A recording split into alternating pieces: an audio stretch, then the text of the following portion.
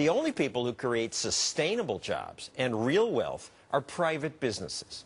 Some CEOs are upset that people don't understand that, and they don't.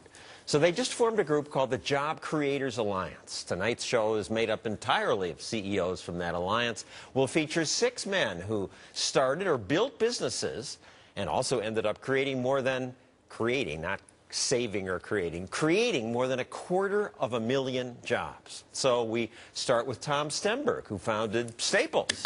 That was easy. The biggest office supply chain in the world. Brad Anderson, who helped expand Best Buy into the $50 billion company it is today. And David Park, CEO of Austin Capital, which has 8 businesses that help small businesses manage themselves. So people don't like you business people often. I mean, you know, maybe Best Buy and Staples, they're consumer friendly, but the perception is that you don't do much good and that government creates jobs. You're head of the alliance. You formed this to fight that? Well, we formed the organization to represent small business. And small business itself creates majority of the jobs, employs majority of the people.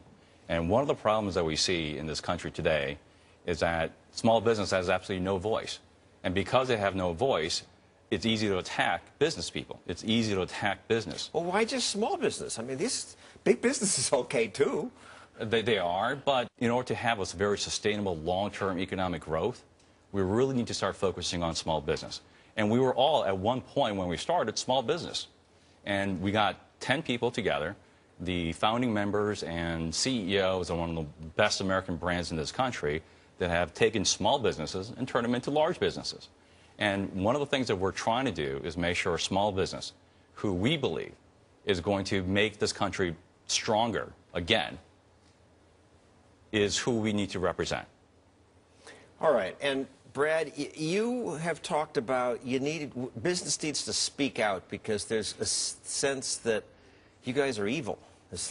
You know, I think part of that is the general perception that business people are evil. And to be honest with you, I can relate to that because when I started many years ago, I wasn't interested in a business career. I stumbled into a business career, and I thought business was evil. How'd you get in? I dropped out of seminary, didn't want to do that, didn't know what to do with my life. I went to the store I bought a stereo from in college and got a job as a clerk in a store. And that wound up 36 years later. It grew from $4 million to a $50 billion company. But to Best Buy. Yeah, but it was pure fluke, and it wasn't because I chose a business career. And your perception was that business just takes from people. Yeah, and it was based on greed, and it was based on selfishness, and it couldn't be good. And then I sort of watched what happens in building a business. The Sound of Music, which became Best Buy, it was 11 years before it made a dollar of profit, and then it started losing money again. It's really hard to build a business. And part of, I think, reason for getting involved with Job Creators Alliance is watching and that's what refreshes the economy, how hard that is to do today, because we're adding complexity to that process. It's already pretty tough. And the media doesn't get it. I think a lot of the media has never seen that experience as sort of the development of a business the way some of us have. I think most people in the media feel there's this pie, and if you rich guys take a big chunk, there's less for the rest of us. They don't get that you bake new pies. Yeah, I mean, just take the Staples. There was nothing like Staples before you created. There was nothing really like Best Buy, certainly as Best Buy emerged. That changes the marketplace, and it delivers things much more efficiently. It expands people's standard of living. We live better than anybody else in the world does, but we presume that just happened. Or it's our government that gave it to us. Which no other government seems to, and I don't think ours does either. Tom? You know, what bothers me is that the people in Washington think that they create jobs, as you point out. Well, they do create some jobs.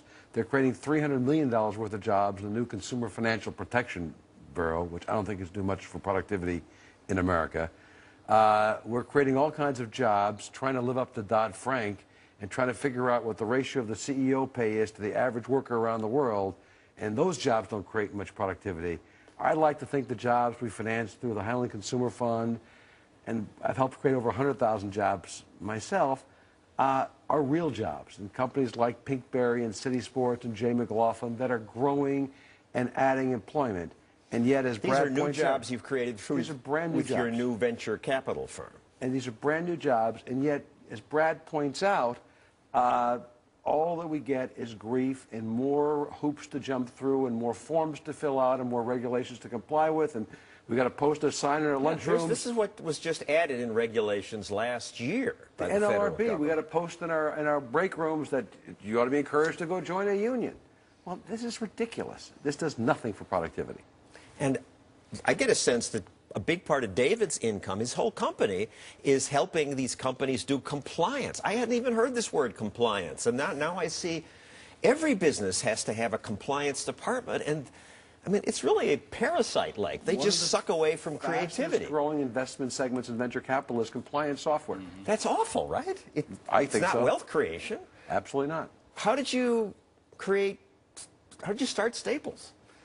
Well, it started being unemployed and looking for something to do, the truth be known. And I saw that small businesses were getting ripped off, that big businesses were buying pens for 77 cents a dozen, and small businesses were paying $3.68. I didn't think that was fair, and tried to figure out a way to get the little businesses similar prices to the big businesses. Turned out to be a pretty good idea. And everybody else wants to be the CEO of a giant company. How come you were better at it? Were you brown-nosing the bosses? No. What helps to start the company, you get to decide a lot more things when you do. Okay, when you get to do I'm that. sorry, I didn't realize you it helps to start. It helps to start it for sure. And I think over time, in this country, hard work should be rewarded. And generally speaking, if you meet the people who run these companies, they work their butts off. I mean, the perception in the public is these guys are flying around in private jets, going from golf tournament to fancy dinners. The reality is these are 80-hour-a-week, and these days, in the internet age, 7-by-24 jobs, which huge stress, and every day you get anything good happens to you, like you get a bonus, you're subject to scrutiny in the media. David, how did you become a businessman? Just like Tom, I founded it. And you came to America, you're an immigrant, you came when you were 6 years old? I came over from South Korea when I was 6 years old. Your parents already had some entrepreneurial attitude. They were... Well, when I came over, of course, I couldn't speak English. I remember helping them at 7, standing on a box, looking at a register, bringing things up before I could... Illegal today! Is that illegal? Yeah, child labor. Well, I think the parents can actually abuse you a little bit, It's but I'm not sure. As well. That box may not be 30. It's an OSHA violation as well. Is that right? More regulations. So we started off, basically I lived the American dream. Started my own firm because I wanted to take control over my life. I wanted to make sure that I got to do what I wanted to do and either fail or succeed based upon how hard I worked. And we should be rewarded for the productivity and creativity. And I think one of the interesting things that people have asked me about me being from South Korea is the difference between North and South right now. And if you take a look at where South Korea is currently, they are heading towards free market, and they are continuously opening up that free market. And when you fly over Korea, you see light. Now, you look in North Korea, which has gone into a command economy, a completely government-regulated economy, it's all dark. So, and I think we have a picture that you can see that, light and dark. But if it becomes harder and harder for you to be entrepreneurial because of the regulation, because it is far harder to get financing, then you're actually going towards darkness. You're actually going towards a regulated economy that we know doesn't work. Some people would say, yes, we know it does work. Look at China. That's a managed economy. They have 5-year plans, and they're outgrowing us. That's actually the argument in the other direction. Because China was dark. That's right. And as it's pulled off the strings off people, all of a sudden the lights have come on. And there are lots of places where China has less regulation. It's freer to do business in China than it is in the United States. So that's actually proof of the premise from my lens. That's right. Now, recently, Rush Limbaugh took heat by saying greed fed more mouths than charity. And I read on the web, people, oh, what a disgusting person. How can he say this? One of the things that drives me crazy on this issue is if you look at evolution, if you believe in evolution, then you believe that the species survives based on a struggle, that the fittest survive based on an ability to do what others don't do. I'm not arguing in favor of greed, but acting in self-interest. My dad's a pastor, and I did a speech in front of a group of retired pastors trying to argue that one of the biggest surprises I had was that acting in your own interest sometimes can build a more moral environment. Like, if I'm an employer, the first thing I want to do is I want to know I can trust you. Otherwise, if I can't trust you, then... People perceive what entrepreneurs do as greed. Every entrepreneur I know just about, his first or her first primary motive was to change the world. When Pierre Medar and Meg Whitman built up eBay, it wasn't to make a lot. They made a lot of money, but that wasn't their motive. Their motive was to make it easier for small businesses to do commerce and to sell. My motive was to help small businesses save and to have a lot of fun doing it. I made some money along the way, and that was great, but that wasn't the motive for most of us. I would argue even if it was, that's okay too, because business can't use force. Thank you, David Park, Brad Anderson, Tom Stemberg. These three alone helped create more than 200,000 jobs. Coming up, more CEOs, more job creators. We'll talk about where the best workers are and regulation. That, as I said, is a sample of the rules that today's CEOs have to obey. My next guests say because of those rules, today they could not build the companies they once built. Be right back.